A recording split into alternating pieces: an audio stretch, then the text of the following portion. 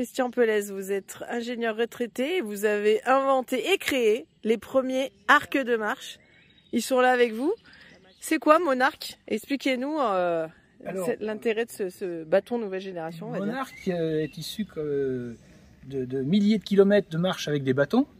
Et lorsque j'ai découvert la marche nordique, j'ai trouvé que les bâtons droits n'étaient pas forcément adaptés à cette discipline.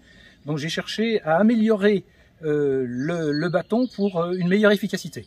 Et au fil des réflexions, au fil des essais différents, des prototypes différents, je suis arrivé effectivement à l'arc de marche que vous avez ici. Et c'est un outil innovant, effectivement, ça n'existe pas aujourd'hui, sauf celui-ci.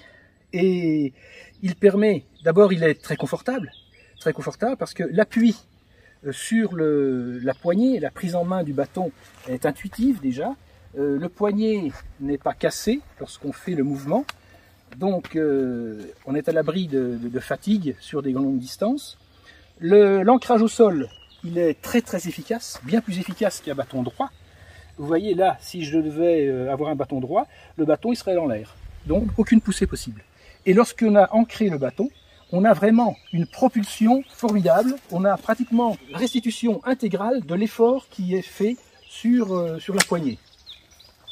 Donc confort, performance,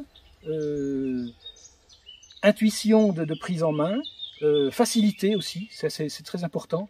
Les gens se mettent à la marche nordique mais ne sont pas forcément de grands spécialistes et il est important de leur apporter un outil avec lequel ils puissent trouver le plaisir le plus rapidement possible pour pouvoir continuer. Sinon, si le geste est trop compliqué, il risque de se démobiliser. Mais là, avec le plaisir presque, je dirais, immédiat, on a envie de recommencer.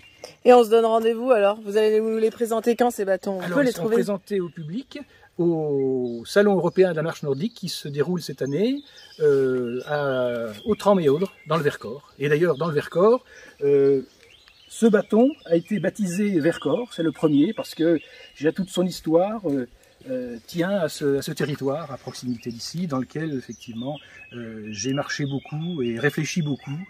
Et il a été aussi testé avec Jean-Pierre Guillotot, qui est un grand spécialiste de la marche nordique et qui habite au Tran.